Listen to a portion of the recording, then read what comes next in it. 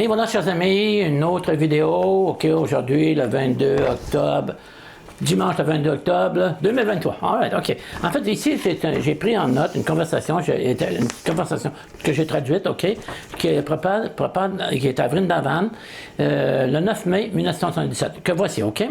Prabhupada dit, « Nous voulons être heureux. » Aussi, Krishna, lorsqu'il s'est chargé d'enseigner à son disciple Arjuna, il lui a d'abord dit au verset 2.11 de la Bhagavad Gita, ceci, OK?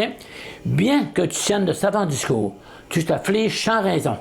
Ni les vivants, ni les morts, le sage ne les pleure. » En fait, Prabhupada continue sa conversation ici. Vous vous occupez du corps, qui est une masse de matière, une combinaison de 5 éléments, terre, eau, feu, air et éther, et vous vous préoccupez de cette matière absurde. Vous n'avez aucune information sur ce qui est réel, et vous parlez comme un savant. Ensuite, il a dit, la personne réelle se trouve dans le corps. Verset 2.13 de la Bhagavad Gita, encore une fois. À l'instant de la mort, c'est OK? À l'instant de la mort, l'âme prend un nouveau corps, aussi naturellement qu'elle est passée dans le précédent, de l'enfance à la jeunesse, puis à la vieillesse. Ce changement ne trouble pas qui a conscience de sa nature spirituelle. De même que nous changeons de corps à l'âge adulte, de l'âge adulte à la vieillesse, de même, lorsque vous abandonnez ce corps, vous en obtenez un autre. Donc, si vous êtes destiné à changer de corps, où est votre nationalisme, OK? Aujourd'hui, vous êtes indien. Demain, vous deviendrez pakistanais.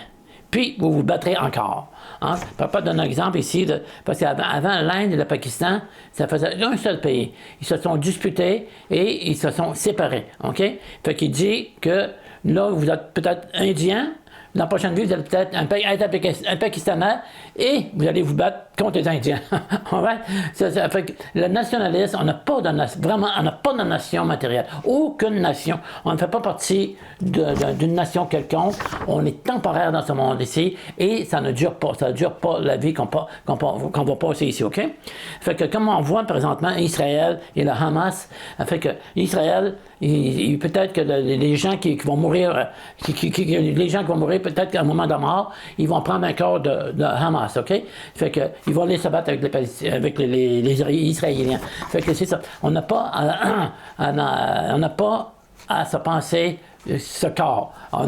Ça, c'est vraiment une grande erreur. C'est vraiment une grande erreur. Quand on dit, c'est Maya. Maya veut dire illusion. On est illusionné par ce monde matériel, OK? En fait, c'est ça. Bon, bougez pas là. En fait, c'est ça. En fait, on a une âme. En fait, ensuite, la personne réelle se trouve à l'intérieur du corps.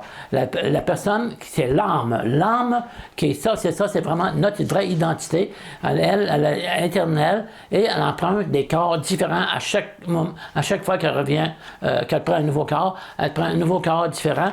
Mais on fait l'erreur de s'identifier avec ce corps-là. On pense, je suis Canadien, je suis Québécois, je suis Français, je suis Russe, je suis Allemand, peu importe, Israélien, en fait, peu importe, Pakistanais, Indien. Fait que ça, c'est vraiment une grande erreur. On n'a rien à voir avec ça. En fait, on est une âme spirituelle et on appartient au monde spirituel et c'est là qu'il faut retourner, prendre notre vraie identité dans le monde spirituel. Et pour ça, il faut chanter Hare Krishna, Krishna, Krishna, Hare Hare.